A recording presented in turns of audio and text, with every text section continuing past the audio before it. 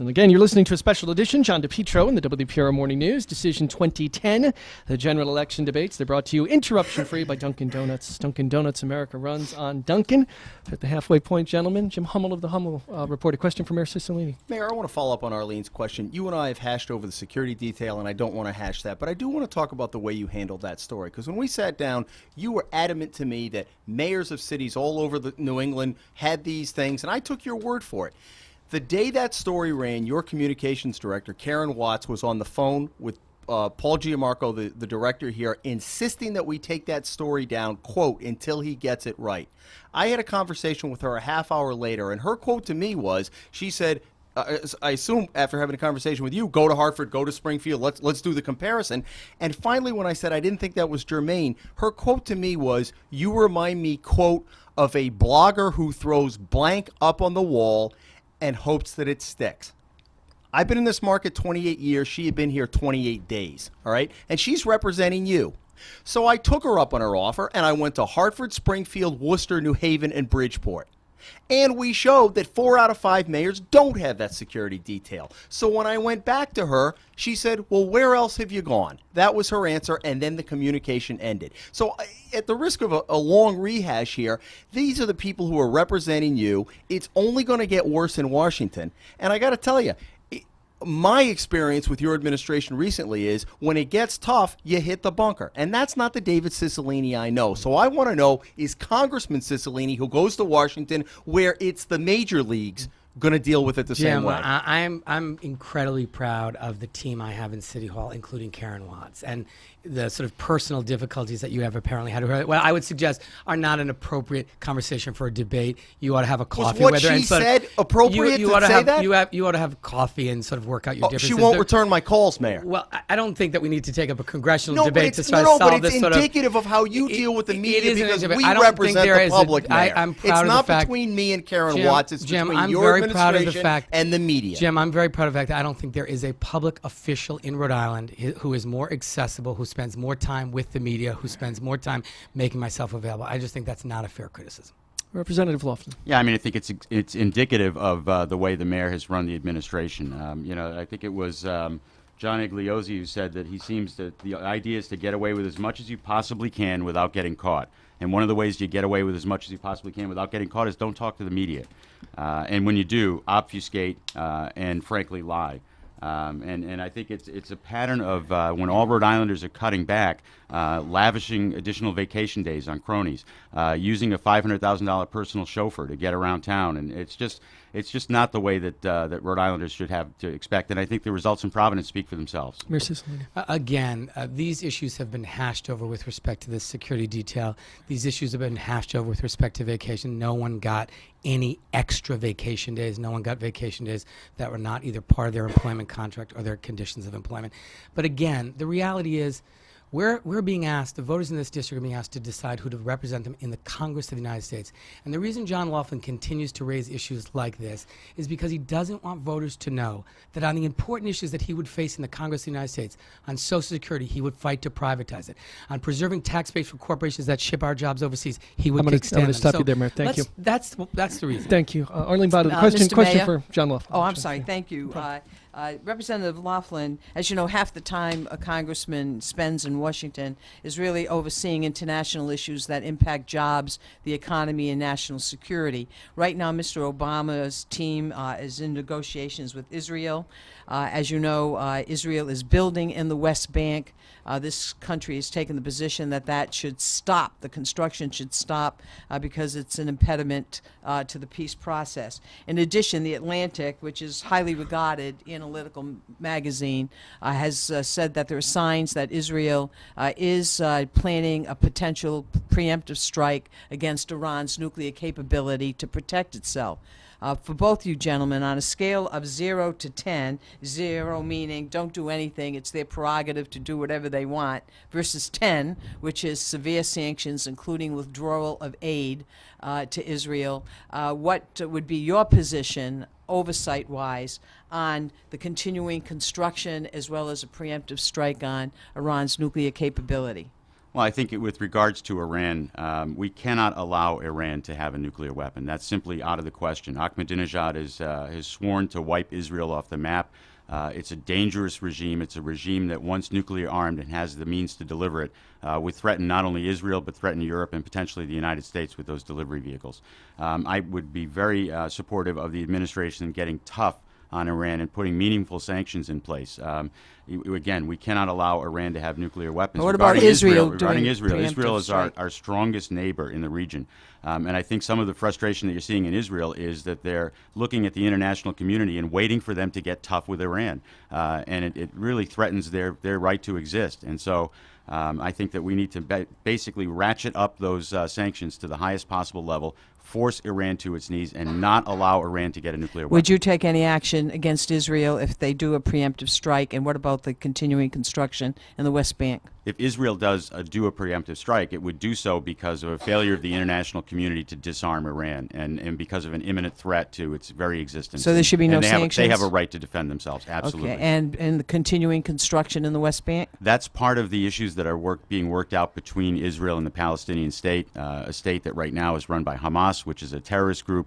And again, it's, I think, part in Israel's best interest to make sure that they are able to defend themselves and to make sure that they remain that stable democracy in the region. Mayor Cicilline. I agree with Representative Laughlin. I think there's no question that Iran cannot be permitted to have a nuclear capability, that would be dangerous not only to the region but to the world, that we have to do everything we can and impose the most severe sanctions to make sure that doesn't happen, that Israel, of course, has the right to protect itself as a sovereign nation, as every nation does, and as our strong ally in that region of the world and a strong democracy, we have to support that. And so you would take no sanctions if they did the preemptive strike, is that correct? Correct. And what about the continuing construction, which seems to have bogged down the talks? Yeah, I mean, I'm hopeful that the talks that have begun can continue, and that I should think construction cease or continue? No, again, I think that's a determination that Israel will make, but I think there is no question that the parties are committed in a serious way to these peace negotiations, and the United States has to remain an active partner in that and really continue to push that conversation. Mayor Cicilline, move on to the issue of illegal immigration. Some of your critics have accused you of presiding over a de facto sanctuary city. What are your thoughts on that when people say that your administration, the police in the capital city, haven't done enough, taken a more active approach that's been favored by the state, the Kacheri administration? Well, in fact, I think it is really regrettable that my opponent in this campaign has used the word sanctuary to describe Providence and actually has an ad on TV. Well, he's not the only. No, I know, and has an ad on TV with the person jumping a fence when we're 3,000 miles from the border. Look, the failure of the Congress of the United States to enact immigration policy in this country is atrocious, and we absolutely have to have comprehensive immigration reform that secures our borders, that requires people to go to the end of the line, to pay their taxes, make sure they haven't committed any crimes, pay their penalties, do all the things that they are required to do at the end of the line. But the truth is, we need a practical solution to this. There was a good bipartisan bill that I think contained most of that. The Congress didn't act on it. Shame on them. What we cannot have in this country, I believe, is individual cities and towns and states out of frustration, admittedly, justifiable frustration, but out of frustration acting their own immigration laws. We're one country. We need comprehensive immigration reform. Congress hasn't enacted, and they should. But why not instruct your police department to do as the state police have done? The police department in the city of Providence does today and has always notify the Immigration and Naturalization Service of the immigration status of anyone who is arrested. That has always been the policy. There was a flap about do they do it electronically or by paper. It's now done the way INS wants it. But that happens. But the reality is the responsibility for enforcing, just sort of stopping people and checking the immigration status, the responsibility for immigration enforcement rests with the federal government. They're trained for it. We pay taxes for it. To shift responsibilities to local governments to take up the work of federal immigration agencies, I think is wrong. We're grappling with, $41 million in cuts from the state, and to suggest now cities and towns should take up additional responsibilities. That's why we have INS. They work in partnership. They share that information, and anyone who's arrested, that immigration status is known. But the reality is this isn't going to be solved at the city level. It's going to be solved by having national immigration reform, which I would make a priority if I were elected to the Congress. Representative Laughlin. Well, clearly the mayor's ignoring of Governor Kacheri's executive order has created some real problems and some very serious problems. In 2007, Providence Police twice arrested a gentleman by the name of Marco Reese. Because of the failure to coordinate effectively with ICE, they overlooked the fact that he had a 2003 deportation order. In 2008, Marco Reese kidnapped and raped a woman in Roger Williams Park. The first thing that this country has to do is to control our borders. We have a responsibility to do that. And Arizona literally took matters into their own hands, and in a situation in which the government had failed its responsibilities. I was there. I saw it. I know. Marco Rees, Mayor? Again, this incident that Representative Laughlin has now talked about several times, the Providence Police Department did share information with ICE. There was a problem with the ICE detainer not being lodged, not with the Providence Police. That's number one. Number two, what we need in this issue is a practical answer, a solution. And rather than flying to Arizona and taking helicopter rides and depicting people jumping over a fence in a TV ad, what I think the voters in the 1st District need to know is what is Representative Laughlin's answer to the immigration bill. I've set mine out pretty clearly.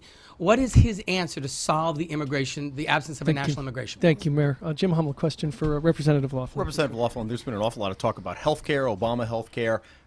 So I have two questions for you. There is talk about possibly some action with the new Congress, maybe rolling it back, whether that's possible or not. Let's go back to when it was passed. Had you been sitting there, what would you have liked to see, whether it would go through or not? And when you get down to Washington, should you be fortunate enough to be elected, where does that fall in your priority list? Well, what I would have liked to have seen would have been real and concrete measures to control the cost of health care. The bill passed. We've seen Blue Cross rates are continuing to go up with no end in sight because there was no effort in that bill to control the cost of health care. And one of the ways you do that is through meaningful tort reform, by taking the practice of defensive medicine and getting lawyers out of the examining rooms to make sure that doctors have the ability to practice medicine without fear of huge litigation.